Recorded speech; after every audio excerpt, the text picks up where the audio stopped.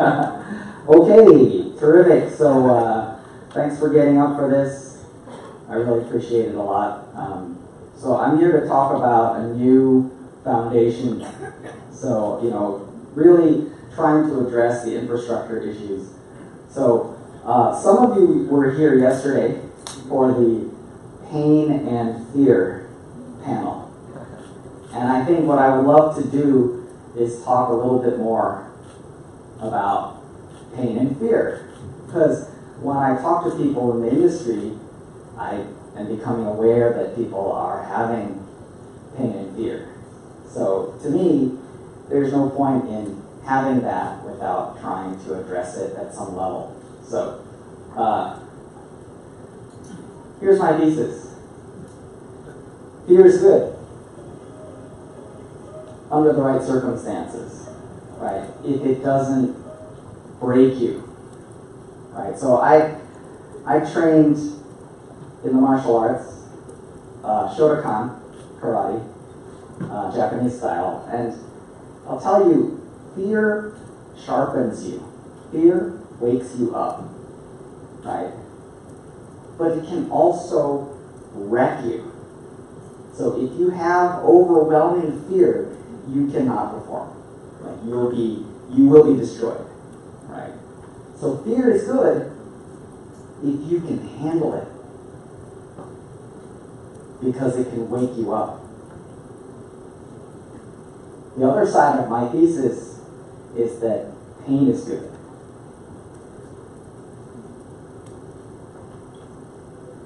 Pain is only good if you can learn from it. If you don't learn from pain, then you will just have more pain. And not only will you have more pain, but you'll have more of the same kind of pain, and you'll have the pain of feeling like you already did that. You already had to learn that lesson. You're going to keep learning those lessons over and over. So here's another form of fear and pain. How many of you all have been subjected to hacking? That's not bad. It's probably about 15-20%, right? Those of you who have not yet been hacked, you probably will be. I hate to say it. Protect yourself. So, here's a question I have for you: Is this a good investment? Entry point. So entry point. That's a good point. But here's what I would like to say: is what even is this? I'll tell you what this is. This is Apple stock, circa 2000-ish, 2000 to 2003. So why am I showing you this? Because I'm a dumbass. And the reason why I can confidently say that I'm a dumbass is that's when I sold Apple stock. I bought it high and I sold it low. That was great. Good thinking, right? Smart guy, right? Now, I was a lot younger then, right?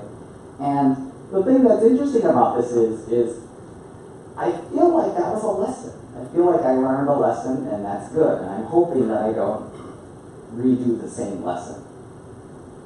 So, what was the lesson I learned? The lesson I learned is, first of all, what kind of investor am I? I learned that I am a thesis investor. This means that I have a thesis. And what I learned is panic emotion selling is a bad thing for a thesis investor. Because if your thesis is not broken, then hang in there. My thesis on Apple was, this is a great brand. It has an incredible story, and it's going to succeed. And then it dropped some. The price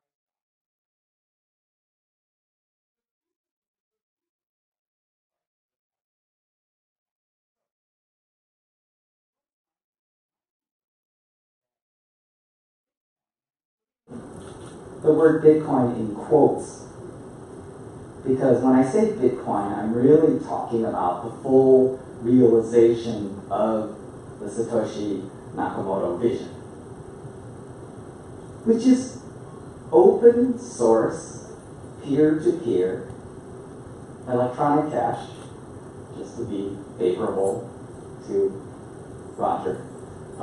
And that was the Satoshi vision. But the key word that I latched onto is I've been working on open source for the past 30 years. And so the key words I latched onto was open source. So my thesis is open source software ate all proprietary software over the past 30 years or so. And my thesis is that open source money will eat all the proprietary money over, hopefully, a shorter time period. So, is this a good investment? I can tell you this is not a good investment. This is Lehman Brothers. So Lehman Brothers stock went from a big all-time high to basically zero. And it went down and it stayed down. This was September 15, 2008. The question is, what do? You need a new foundation. So this guy showed up at the right time, which was a month later. Publication of the Bitcoin white paper in October of 2008. Pretty impressive timing, and it's what we need. So, what is offered? What is this Bitcoin thing? Like, what happened, right? So, what I can tell you, I just want to give you like an impressionistic perspective on Bitcoin. And I'm going to put Bitcoin in quotes because Bitcoin is really the whole phenomenon to me is Bitcoin. Because, so that's Satoshi. And then, I don't know who that is, Halfpenny or somebody. Because this is not an artist's rendition. This is actually a visualization of all of the check-ins in this open source repository that held the reference implementation for Bitcoin, right? This is circa 2010. And we're actually seeing the build-out of the software. Every single check-in is here. Oh, there's Gavin Andreessen, but he's the guy with the photo image. And you know, further. So, what does this suggest, right? To me, when you latch on to the concept of open source money, one of the intrinsic properties and principles is forkability. So of course this can be forked, and it should be forked. So I know yesterday there was the beginnings of a contentious debate. We're going to see more of that contentious debate around this notion of Bitcoin versus Bitcoin Cash. Right? Very contentious debate. And there are those in the community who assert that Bitcoin Cash is the fork that contains Satoshi. Right?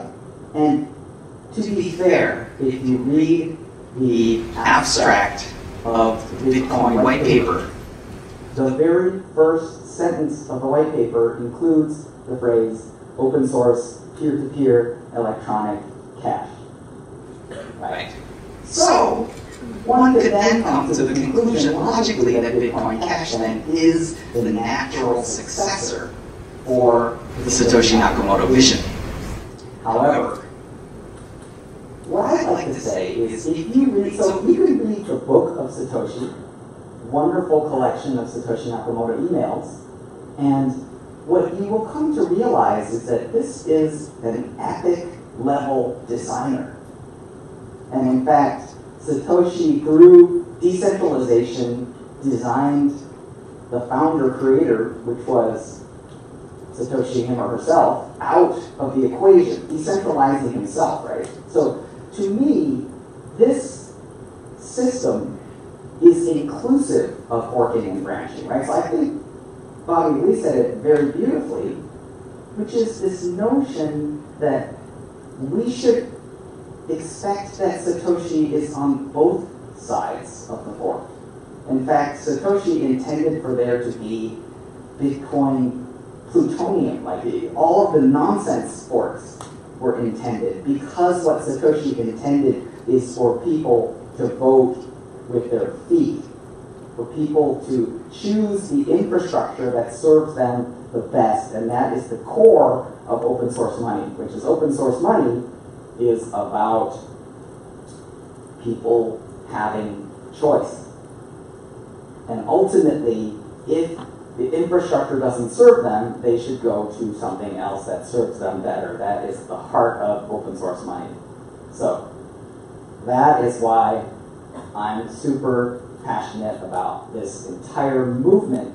Is I come from the world of open source, and I've seen what it can do. So, Lehman Brothers. Did we learn anything from this? It does not appear that we did. If you read the second sentence of the abstract of the Bitcoin white paper, what you're going to see is that Satoshi says most of the benefits are lost if there is a need for a trusted third-party intermediary. Right? He says basically that you can achieve transactions over the internet using digital signatures. But most of the benefits are lost when you have intermediaries, right? So we didn't learn anything, and so we are destined to fail again. We are dumbasses, right? And we're just handing over our keys, right? This is actually a YubiKey. It's a nice product. I own one. I'm about to own two. I suggest you guys get two and you sign up for Google Advanced Protection. That's a great way to not get hacked. Keep one YubiKey on the shelf, use one every day. It's good for you. But imagine you have a cryptographic hardware key and you just hand it to whoever. Why are we doing this? Well, we do this a lot. We are not even just handing over our keys and our power, we're throwing our keys into a black hole. What am I talking about? I'm talking about large custodial exchanges. Right?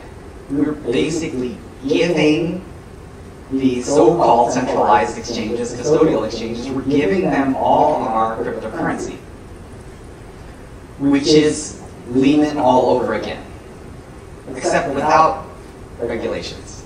So perhaps even worse. So we're giving away our freedom. And what are the consequences? So one of the consequences is unexplained crashes. So there's downtime, there's maintenance windows, weird things where suddenly the exchange doesn't work for a time. Right? That's a little suspect. Front running, so we don't know they're doing it, but they could be. One of the things that's amazing about the exchanges is there's a cluster of organizations that work around centralized exchange called market makers. Do you know who these parties are? These are pump and dump groups.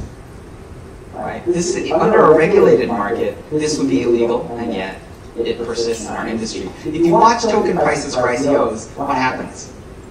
They spike. Right? They get announced on an exchange, they spike, and then they crash. 85% of tokens go below ICO price and stay there. Now, obviously, it may just be that they're not great coins, but you know, high listing fees, $2 million is basically a listing fee. Wash trading, high withdrawal fees to keep you from getting your money out, daily withdrawal limits, liquidity deposits. Do you know these? If you're listing your ICO, not only do they get a listing fee, but they also get a liquidity deposit on top of that. That's nice. Account lockouts, spectacular Mt. Gox hacks, SIM swap attacks, phishing, insider hacks, account blocks, stealing fork coins. Right? If an exchange doesn't support a fork, where do you think the coins go? Yeah, right in their pockets, right? It's like, oh, we didn't support that fork. What does that even mean? They didn't support it. Those are your coins, and they're gone. Airdrop theft, right? Oh, are you holding EOS on a custodial exchange? Where are your airdrops going? They're gone, right? So we're doing all of these things, right? Because we're gone. I think this guy who's on the US $100 bill, Ben Franklin, said it very well. He said, any society that would give up a little liberty to gain a little security will deserve neither and lose both. So we're dumbasses because we're doing this. So it appears that the issue, the largest part, if there's an 80-20 here, the 80-20 is custody, right? So if you look at the design of a centralized exchange, custody, settlement, order management, trade execution, they're all off-chain. What does that mean off-chain? It means they're not trusted. They're not trustworthy. Right? If you look at decentralized exchanges, everything is on-chain. But here's the problem. There's two problems. One thing is let's say your exchange is a Solidity smart contract. You immediately have two problems. One problem is the smart contract can't actually trade Bitcoins because it's in Solidity. So you could really only do ERC-20, right? So that's one problem. The second problem is that your exchange, whose order book is running on Solidity, is now sharing 7 transactions per second with CryptoKitties. So you'll basically have no liquidity. So decentralized exchanges are pretty far away from being a viable solution.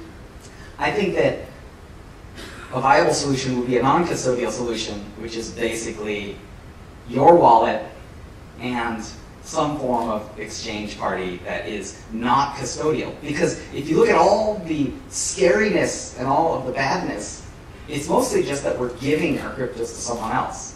Right? In this model, you basically just transact on the exchange without doing so. So I wanted to share this. Oop, gotta go back.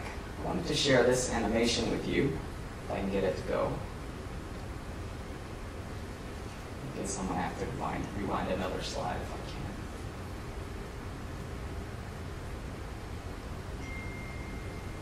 can. Yeah, so this thing is animation that used to make me feel pretty warm and fuzzy. Used to make me feel pretty happy. Now it just kind of makes me mad. So that was the Ethereum ICO. So it's like a $19 million ICO. Right, and now we're kind of heading into like summer of 2015. You know, now it's kind of late 2015. Now you get into 2017 and you start to see things like the DAO. So, you know, the DAO popped up 168 million. That's kind of the birth of Ethereum Classic and the DAO hack, right? And so as you start to get into like 2017, you start to see more and more token sales of size. Right, so there's EOS, and obviously, like some of these numbers are off. We know that EOS raised $4 billion, right? So you know some of these are a little bit, and you know obviously it's getting bigger and bigger as time goes by. You know, and this is really only kind of brings us up to the beginning of the year, and it's $23 billion in. So I used to kind of get a warm fuzzy from watching this, right? But now it just kind of makes me mad. One of the reasons it makes me mad is like, look at this crazy yellow dot in the middle, right? That's like Venezuelan petro, right? Like, how much of that is like scam, and how much of that money has basically been wasted on Lambos, right? So like, the industry needs to grow the hell up, and you know, I think we really have done a lot of kind of foolish and wrong things with other people's money. So, you know, not to be too kind of grading, but that's just the way of looking at it. So I started this nonprofit. It's called the ICO Governance Foundation. One of the things that I'd love to have is more disclosure about governance of the use of proceeds. When people talk about the topic of governance, they tend to go into really complicated models, right? I'm not really interested in super complicated proxy voting schemes for decentralization. I'm more interested in people not stealing the money. So it has to do with things like fiduciaries and really simple basic structures. So check out icogovernance.org as well as icodisclosures.com if you're curious about this topic. And you know, I'll be around. I'm kind of a hard introvert, so I might be hiding in my room. But you know, if I'm around, come talk to me about any of this stuff, and I'll be happy to chat. So thank you very much.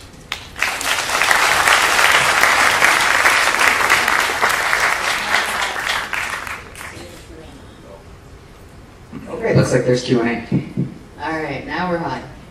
So, thank you so much, first of all. That was absolutely fascinating.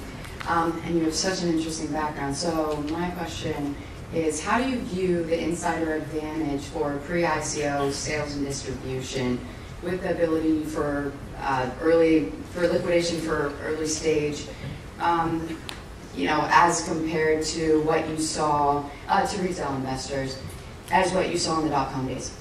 Yeah, so for me, the thing that's interesting is it's a mix, right? So if you look at the distribution of insider advantages, to me, I feel like if you look at what VCs are offering, like VCs in many cases are earning an advantageous position, right? So but to me, if you look at the distribution, for sure there are insane outrages, right? For sure there are.